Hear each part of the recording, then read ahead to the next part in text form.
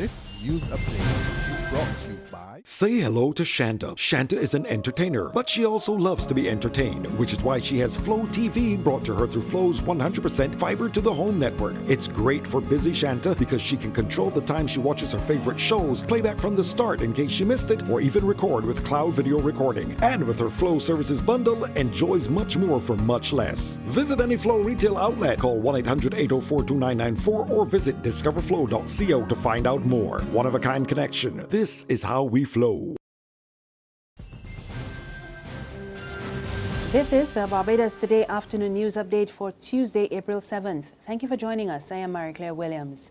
We begin with the results of the Common Entrance exam. Zachary Andrew Gill of St Gabriel's is the top student and top boy this year.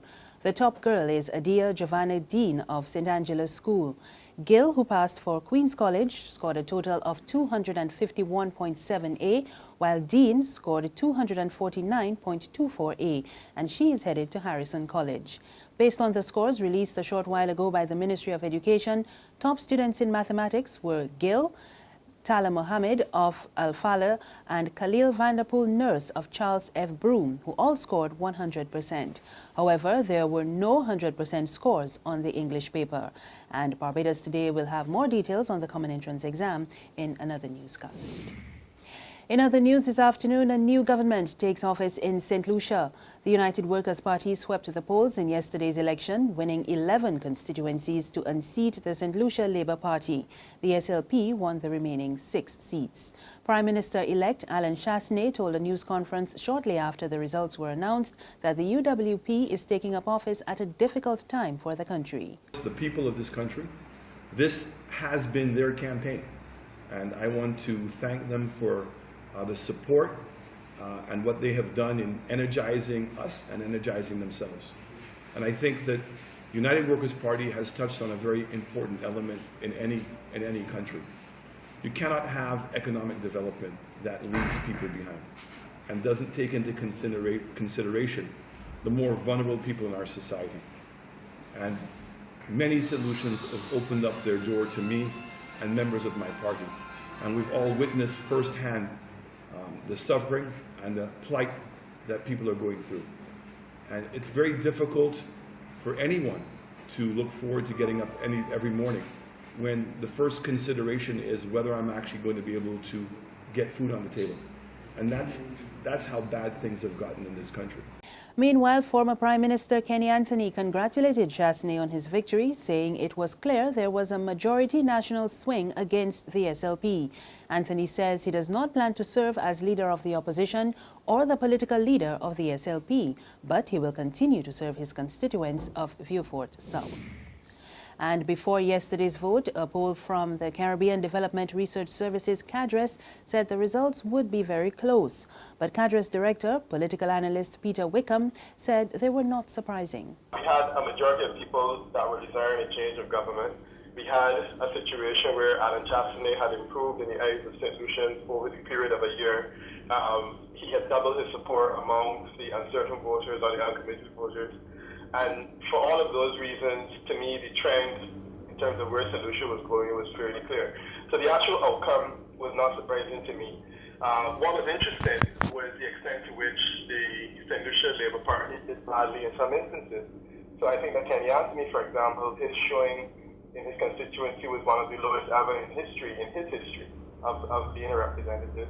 And then we also look at people like Ernest Hilaire, who would have contested the seat that the St Lucia Labour Party was expected to run away with. He ended up with probably 52 or 53% of the popular vote. He was unbeaten.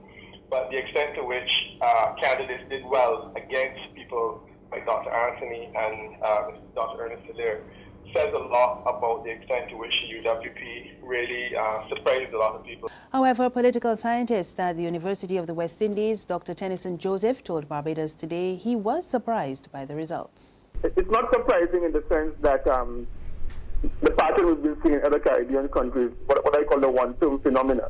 And I've written about it, where you see parties playing from election to election. So I've gone on record to say that has been a development that I've seen happening in other Caribbean countries.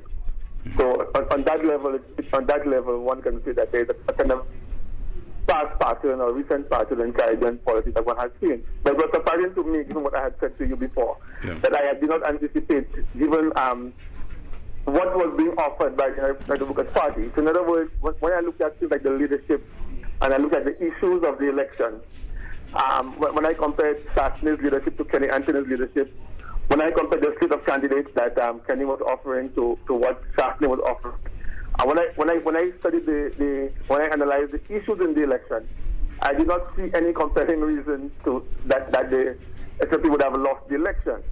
Barbados' popular food, wine and rum festival is to be rebranded and relaunched in the coming weeks. Head of the Barbados Tourism and Marketing Inc., William Griffith, told Barbados Today at the just-ended Caribbean Week in New York that the festival will now be known as the Food and Rum Festival.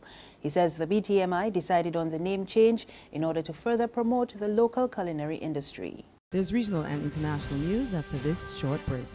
Secure your future, be financially strong. Since 1983, we have been there for you. A smart range of products, great tax benefits.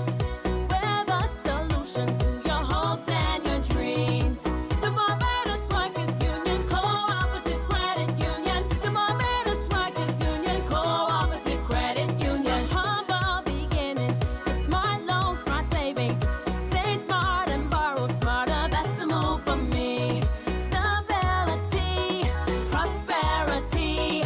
We're the solution to your hopes and your dreams.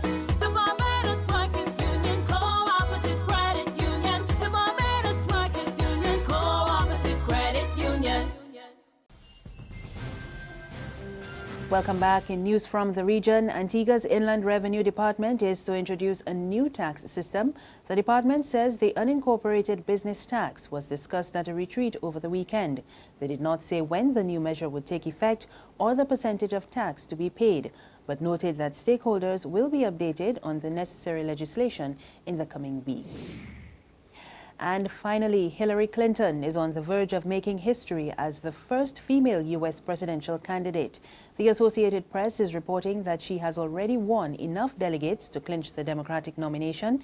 The AP says Clinton has reached the 2,383 delegates needed, taking into account pledges of support from superdelegates. 6 states go to the polls today, with California and New Jersey being the most critical. Clinton told supporters last night that there is still more work to be done. Thank you all for being with me.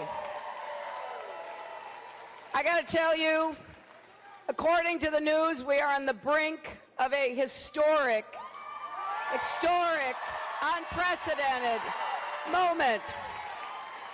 But we still have work to do, don't we? We have 6 elections tomorrow, and we're going to fight hard for every single vote, especially right here in California.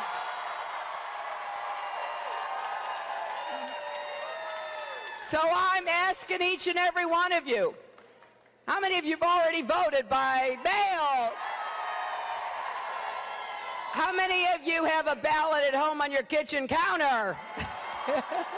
So you can send it in tonight, or even better, go to the polls tomorrow and take your family and your friends.